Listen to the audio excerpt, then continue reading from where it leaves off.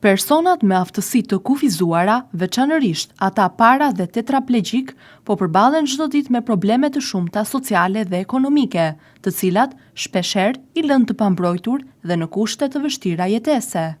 Këta individ kërkojnë ndihmë dhe mbështetje më të madhe nga shteti, ndërkohë që raste tragjike nuk kanë munguar. Në disa raste, persona me aftësi të kufizuara janë gjetur të vdekur në banesat e tyre, pasi nuk kanë mundur t'i shpëtojnë zjarrit për shkak të pamundësisë fizike për të lëvizur. Sipas Hysen Muhamedit, kryetari i shoqatës së para dhe tetraplegjikëve të Vlorës, ndihma ndaj kësaj kategorie nuk po funksionon ashtu siç duhet. Ai thekson se institucionet përgjegjëse nuk kanë arritur të ofrojnë mbështetje të mjaftueshme për të garantuar sigurinë, mirëqenien dhe një jetë dinjitoze për këta persona. Absolutisht që ka persona krye familjar para dhe tetraplegjik, që kanë detyrime ndaj familjes, plus edhe ndaj vetes tyre, që në pamundësinë e tyre ata kërkojnë, domethënë ndihmë, kërkojnë favore, kërkojnë mbështetje të shërbimeve, gjë e cila nuk funksionon. Nuk ka. Këtu unë kam thënë dhe në intervistat e tjera, 2 persona me aftësi të kufizuar para dhe tetraplegjik janë djegur në banesat e tyre ku ka rënë zjarri, dhe në intervistat tuaja është paraqitur shumë herë kjo problematikë. Sipas tij, situata ekonomike e kësaj kategorie është larg standardeve minimale të jetesës. Përjashtim bën vetëm paketa higjieno-sanitare e cila ofrohet në mënyrë të kufizuar.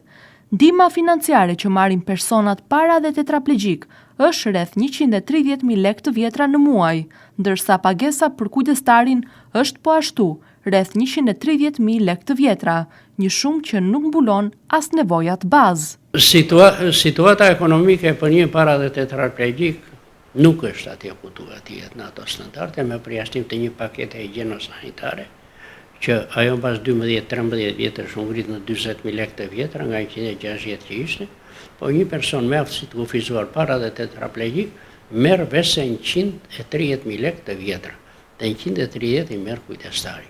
Muhamedi shpjegon se vetëm për shërbimin personal ndaj vetes së tij, ai ka nevojë për të paktën 10.000 lekë të vjetra në ditë.